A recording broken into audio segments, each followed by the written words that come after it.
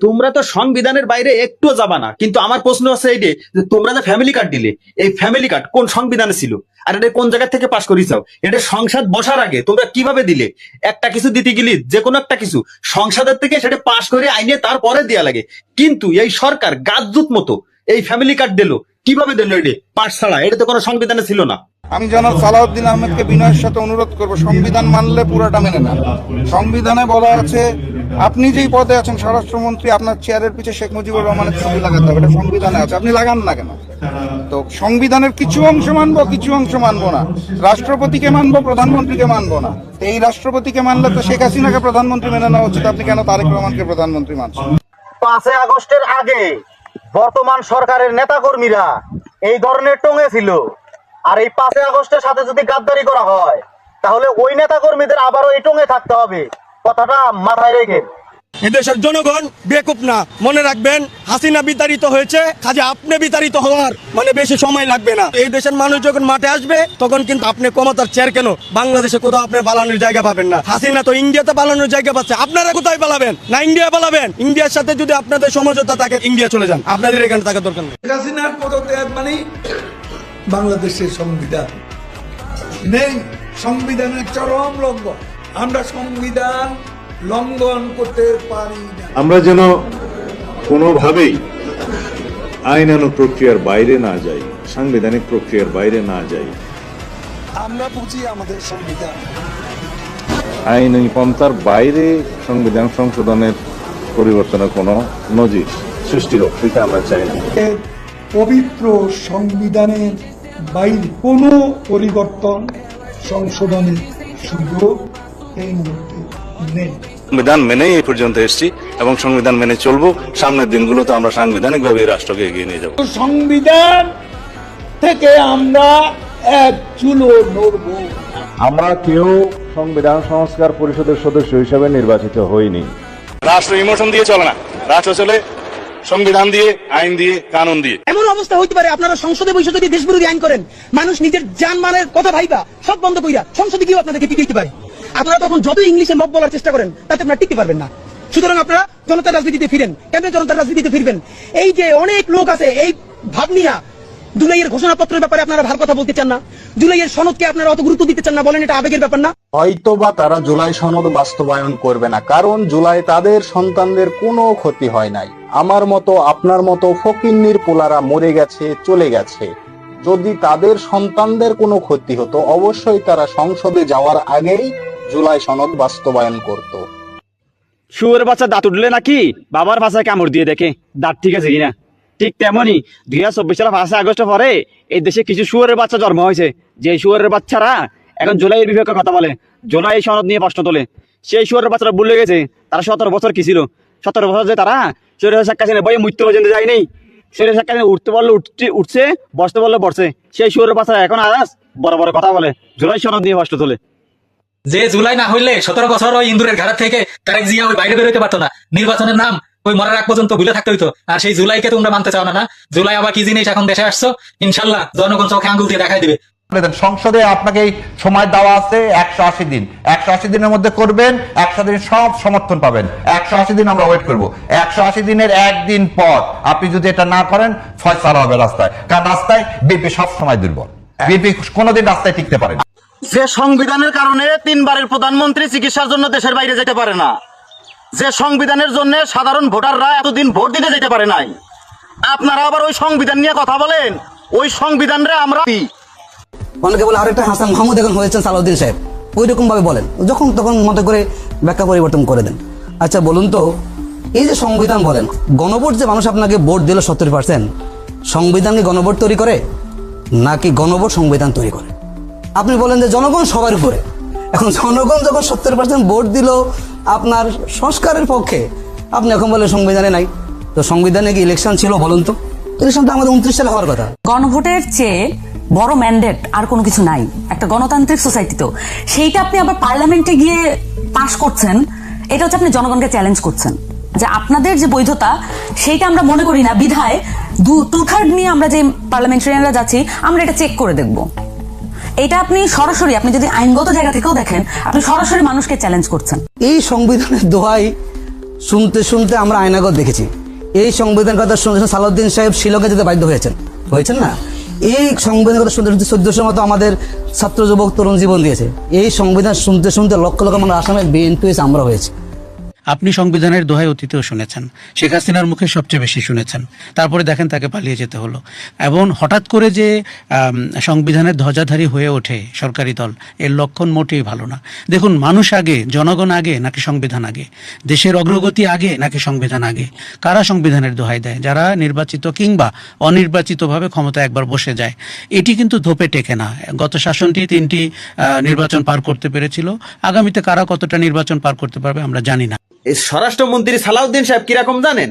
যে বিচার আমি মানি, তাল গাছ আমারে দিয়া লাগবে, এলো সেই ধরনের লোক। জুলাই সনদের সম্মান করে কিন্তু জুলাই সনদ মানবে না, এলো সেই ধরনের লোকে। বিএনপি সরকার জুলাই সনদ মানতেছে না, বলতেছে সংবিধানের নাই। আসলে সংবিধান তো এটা আমাদের তৈরি, সংবিধানের তো তত্ত্বাবধায়ক সরকারও ছিল না, সংবিধানের তো এই নির্বাচনও ছিল না। তাহলে ওনারা যদি ক্ষমতায় বসে এখন বলে যে সংবিধান নাই, তাহলে তো ওনাদের ক্ষমতাও থাকে না। ওনাদের তো এই নির্বাচনে অংশ করার কোনো অধিকারও ছিল না। আমাদের যে স্বরাষ্ট্রমন্ত্রী এখন সালাউদ্দিন সাহেব, উনি থাকার কথা ছিল এখন ইন্ডিয়ায়। আমাদের মাননীয় প্রধানমন্ত্রী তারেক রহমান, ওনার থাকার কথা লন্ডনে। জুলাই সনদ না মানে, তাহলে ওনারা তো এই ক্ষমতা চেয়ারে বসার অধিকারই নাই। জুলাই মুলাই এগুলি এইভাবে বলবে না। গণভোট এদেশে যদি স্বীকৃতি দেওয়া না হয়, তাহলে গণ বিপ্লব প্রতিষ্ঠা হবে। সালাউদ্দিন আহমেদ সাহেব একাই স্বরাষ্ট্রমন্ত্রী, একাই আইনমন্ত্রী, উনি সংবিধান, উনি যেটা বলবেন সেটাই আইন। ওনার যেই কর্তৃত্ব, সেই কর্তৃত্ব ঠিক শেখ হাসিনা যেভাবে 17 বছর মানুষের উপর নিষ্পেষণ চালিয়েছে, সেই একইভাবে সালাউদ্দিন আহমেদ সেই একই প্রেসক্রিপশনে, আপনি গোড়াটা খুঁজে দেখবেন। আমরা বললে আমাদেরকে বলে আমরা বলেছি উনি শিলং ফেরত।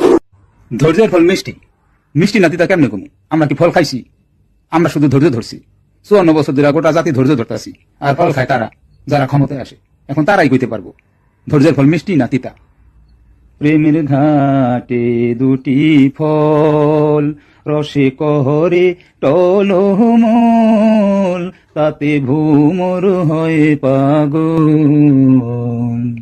আমি আগেও বলেছি সালাউদ্দিন স্বরাষ্ট্রমন্ত্রী, এর কারণে বিএনপি একদিন পতন হবে। তাছাড়া সালাউদ্দিন একজন মানসিক রোগী, ঠিক আছে? এগুলো পাগল। সালাউদ্দিন স্বরাষ্ট্রমন্ত্রী একটা পাগল।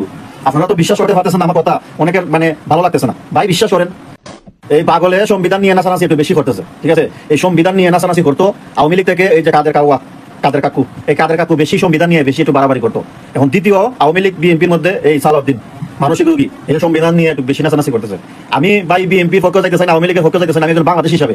কারণ যারা জুলাই সময় যারা মৃত্যুবরণ করছে, তারা এমনি কি মারা গেছে ভাই? হ্যাঁ, এই যে দুর্নীতি যারা করতেছে, এই ফেসিসকে যারা বাংলাদেশের মধ্যে শেখ হাসিনা যতটুকু করছে, মানুষের উপরে জুলুম করছে, এইটার থেকে মানুষের রক্ষা করার জন্যই এই জুলাই যোদ্ধা যারা আসলো, তারা তো জান দিছে, প্রাণ দিছে। তো এই কারণে ভাই তাদের কি জানের মূল্য নেই?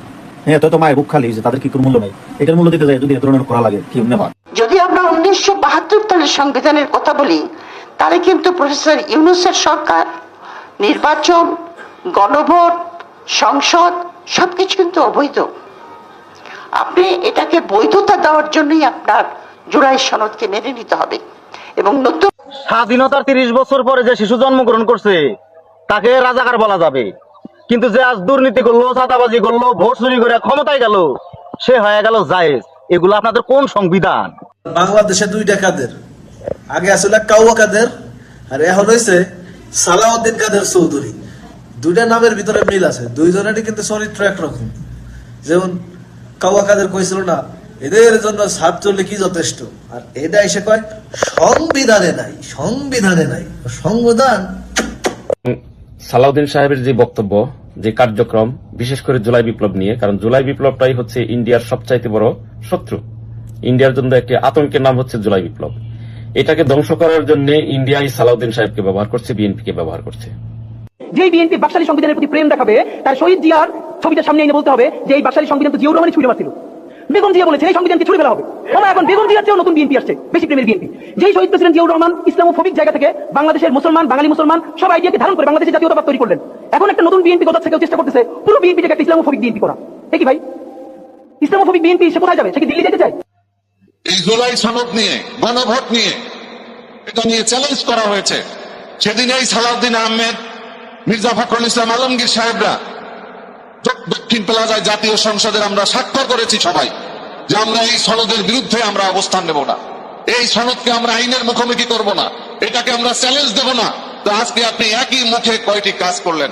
তারেক রহমান সাহেবের উপরে বলবো, হাসিনার যে সংবিধান, সেই সংবিধান বেগম খালেদা জিয়া বলেছিল আমরা ক্ষমতায় পেলে এই সংবিধানকে ছুঁড়ে ফেলবো।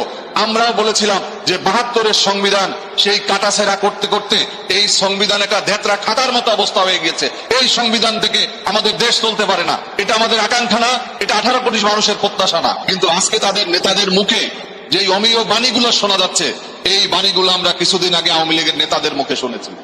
আপনারা ইতিমধ্যে দেখেছেন ভারতের শিলং থেকে সংবিধানের কোর্স করে এসে একজন সংবিধানের উপরে বুলি আওড়াচ্ছেন এবং শেখ হাসিনার মতোই বুলি আওড়াচ্ছেন, এবং তিনি এইটা বুঝাইতে চাচ্ছেন জনগণের ঊর্ধ্বে হচ্ছে সংবিধান এবং আদালত, এবং সংবিধান এবং আদালত যদি সংবিধানের ঊর্ধ্বেই থাকে তাহলে শেখ হাসিনা, শেখ মুজিবুর রহমান এই মানুষগুলো কি করছিল? শেখ মুজিবুর রহমান যে বাকশাল করছিল এটা তো সংবিধানের আইন অনুযায়ী করছিল, উনি তো সংবিধানের বাইরে যে বাকশাল করেন নাই, সংবিধান পরিবর্তন করছেন তারপরে সংবিধানের মধ্যে থেকে করছেন। তো শেখ হাসিনা কি করছেন? উনি আদালতের কাঁধে বন্দুক রেখে তত্ত্বাবধায়ক সরকার বাতিল করছেন, উনি সংবিধানের মধ্যে থেকেই উনি নিজের দলের মধ্যে মানে অধীনে রেখে নির্বাচন করেছেন, এবং এই কারণেই সংবিধান পরিবর্তন করার জন্য তিনটা ভুয়া নির্বাচন করেছে, রাতের আধারে নির্বাচন করেছে, 54 জন এমপি বিনা প্রতিদ্বন্দ্বিতায় হয়েছে, এবং এইগুলোর বিরুদ্ধেই কিন্তু আপনারা রাজপথে ছিলেন। আপনার আপোষহীন আপনার দলের নেত্রী যিনি মারা গেছেন তাকে কারাবরণ করতে হয়েছে আপোষ না করার কারণে, অথচ আপনারা ক্ষমতায় আসতে না আসতেই এখন কি বলতেছেন যে এই যে জুলাই সনদকে অস্বীকার করতেছেন, বলতেছেন সংস্কার পরিষদ নামে সংবিধানে কোনো কিছু নাই, রাষ্ট্র সংবিধান অনুযায়ী চলে, আবেগ দিয়ে চলে না। তো আবেগ দিয়ে যদি চলে, সংবিধানে কি লেখা ছিল 2024 সালে নির্বাচনের পরে 2026 সালে আর একটা নির্বাচন হবে? এটা কি কোথাও লেখা ছিল সংবিধানে? তাহলে কেন হলো?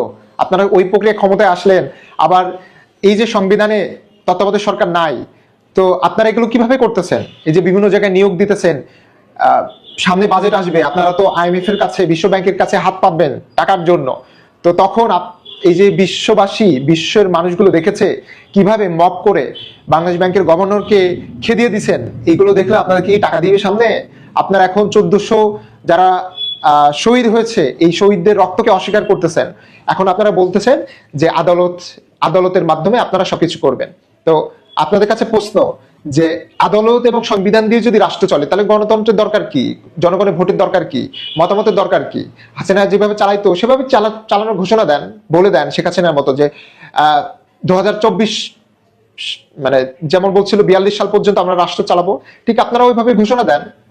এবং সব থেকে মজার বিষয় হচ্ছে যে জাতীয় সরকার মানে এই নির্বাচনের আগে আপনারাই তো বলেছিলেন গণভোটে হ্যাঁ ভোট দেন, আপনারা জুলাইয়ের পক্ষে, আপনারা জাতীয় সরকার তৈরি করবেন, জাতীয় ঐক্যবদ্ধ জাতীয় সরকার তৈরি করবেন। ক্ষমতায় এসেই তো আপনারা কি করতেছেন?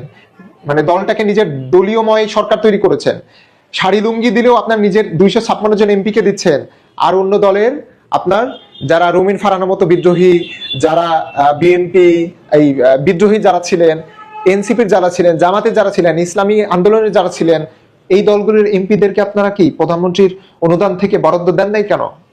আপনারা বৈষম্যের বিরুদ্ধে আন্দোলন করে ছাত্ররা যে একটা শাসন ব্যবস্থা নিয়ে আসলো, একটা পরিবর্তন নিয়ে আসলো, এই পরিবর্তনের চেয়ারে বসতে না বসতেই আপনারা শুধু চারিদিকে নিজের দলটাকে দেখতে পাচ্ছেন। তাহলে আপনাদেরকে উদ্দেশ্য করে বলতেছি, আপনারা বেশি দিন ক্ষমতায় থাকতে পারবেন না, জনগণ আপনাদেরকে রাখবে না।